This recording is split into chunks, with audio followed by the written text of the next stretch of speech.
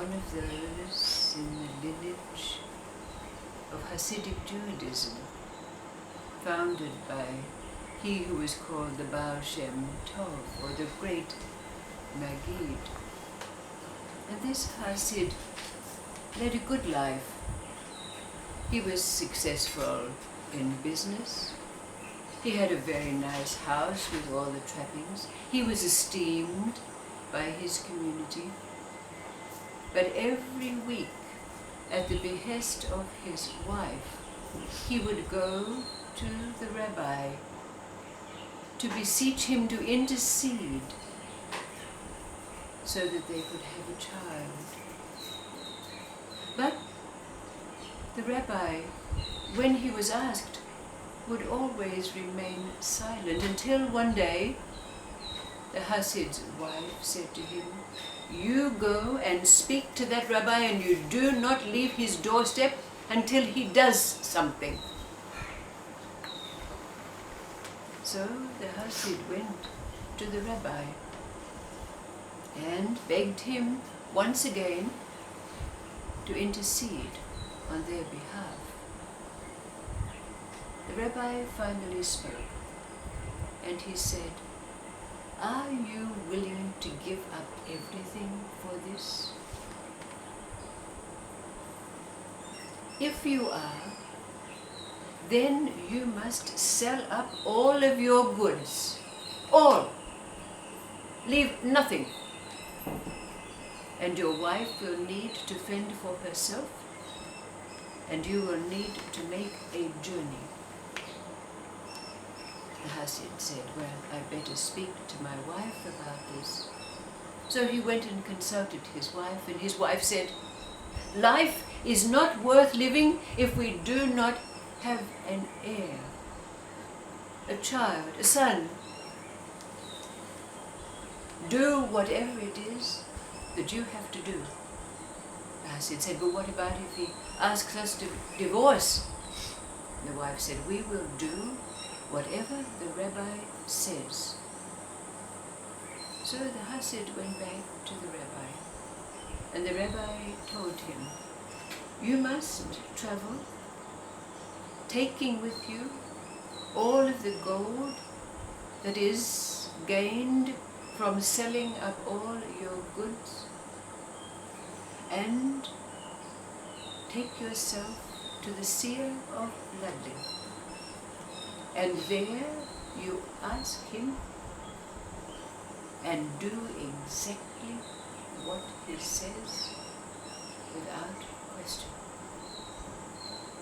So the Hasid did as he was told. He took his bag of gold and set out for the distant town of Lublin. But when he got there and tried to meet the seer of Lublin, the seer was not available, even though he could see other people being admitted in the door. So all he could do was cool his heels in an inn nearby, eating up the money that he had, but he dare not go back and beg for fear that the seer would not see him at all. But after several weeks, finally he was called in for an audience. And when he came into the presence of the great rabbi, the seer of Lublin, he was ignored. The seer was busy with his holy books, and the Hasid dare not interrupt him. But finally, the rabbi looked up at him and said, "In your youth, you were betrothed to a young woman for 4 years. But when you came of age, you abandoned her without even telling her parents, and you wed another. Your betrothed waited for you. And when it came for the time of the marriage, and she discovered that you had wed another, Her hour of joy had passed, and her father was not able to find anyone else to marry her. You must seek her out and seek her forgiveness. Now the Hasid was greatly surprised, because the rabbi even knew her name, Miriam. And the Hasid had not said a word. How did the seer know this? And he said so. But the rabbi made no answer, merely pointing to the door, telling him that he must conquer and do what was asked of him. So the Hasid went and travelled the great distance to the town of Balta, where it had been said there was to be a great bazaar, and at that bazaar he would meet his ex-betrothed. When he got there, in the town of Balta, there was hordes of people everywhere, and everywhere he asked, "Do you know Miriam Shifta? Do you know?" Nobody knew of her. He went to the bazaar where the stallholders had set up their stalls and made their businesses, and no one knew of Miriam Shifta. The week passed, and his money was going out and out, paying for his accommodation and food, and no sign was found of Miriam. And finally the week passed, and the week of the bazaar was over, and the stallholders were packing up their stalls, and the rain was starting to come down. So the stallholders were hastening with their final preparations to leave, and his money was fast running out, and he grew disheartened and thought he should give up this quest and return home. But then rain came, and the last stallholders left, and the town was all but deserted. And he was standing in the rain when he looked over, and there, under the awning of a building, was standing a woman, most beautiful, in a silk gown, with her servant. And when he looked, he thought to himself, "What is this woman standing in the rain, left in the rain?" So he moved over closer to them. But then, of course, there was a respectful distance to be kept, so he moved away. And the beautiful woman turned to her servant and said, "You see, here is the man who betrayed me, and even now he moves away from me." So Hasid quickly turned around. Are you? Could it be? Are you Miriam?"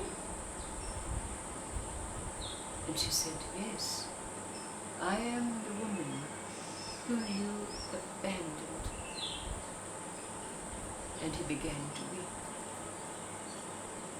And after his sobbing, he said, "Please, please, I've come to ask your forgiveness. Please, please, won't you forgive me? I'm married now, and we long to have a family. And without your forgiveness, it cannot be. What can I do? How can I make repentance to you?" The woman looked up at the Hasid and said, "There is nothing that you can give me, but I have a brother who lives in a town nearby who is in dire straits. He is teacher of the Torah, but his daughter, who was to be wed, cannot do so because they do not have the dowry. Go to him, give him what is needed, and I promise you, I will give you forgiveness with all of my heart."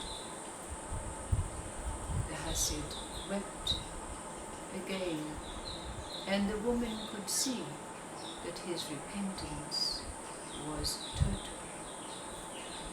And then she turned and walked around the corner. He tried to chase her, but when he turned around the corner, she was gone.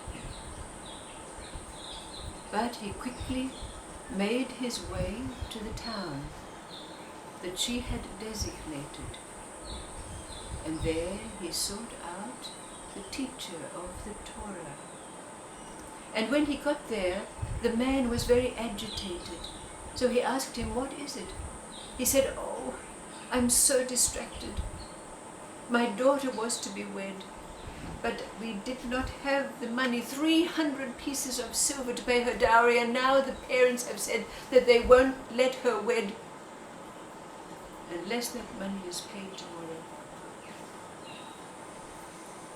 The Hasid handed over the last of the coins in his purse, which amounted to exactly 300 pieces of silver. The man said, "Why are you giving this to me? Why are you doing this?" And the Hasid said, "I am a messenger from your sister. I met her but 2 weeks ago, and she asked me to give you this assistance." The man said, "Balderdash, my sister died 10 years ago." And then the Hasid told his story, and the man began to weep. The Hasid described her beautiful silken gown. The man said, "Wait a moment," and he hurried upstairs. When he came back, there was the gown. He said, "This gown was my sister's. She loved this dress, and she gave it to my wife before she passed on, but my wife, in respect, could never wear it. But when it was handed over to the Hasid, he felt its dampness as though it had been recently wet." And they began to weep together, because at that moment a voice from the distance clearly spoke and said, "All is forgiven." Both the Hasid and Miriam's brother heard that voice, and both of them cried and sobbed with thankfulness. The Hasid stayed for the wedding of their daughter. He was treated as an honored guest. After the wedding feasting was over, he hastened back to the town of Lublin to tell the seer what had happened. But as we well know, as is the way with these things, the seer already knew. And all he said to the Hasid was, "When the door of repentance is opened, the gate of forgiveness must also be opened." The Hasid sought a blessing from the seer of Lublin, which was given to him. Of course, that wish was that he had many children. And indeed, when he returned to his wife, in the years that followed, they had children who became great scholars in the lineage of the Hasidic Jew. What is behind repentance and forgiveness? What are the qualities of stillness and movement? What is the law that comes into enactment when those two meet? But looking at this story, there are other words that we can give for repentance and forgiveness. And behind those words, as it is with repentance itself and forgiveness itself, there is a door. What does it mean? The door of repentance is opened. The gate of forgiveness must also be opened.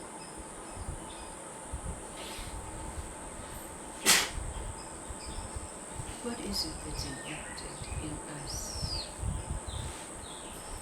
when this that we have experienced as surrender,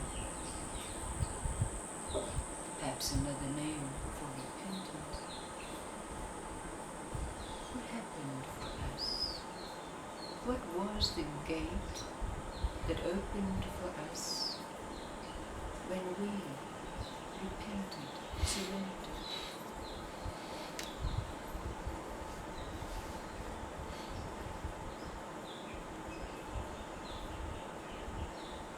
What is the real meaning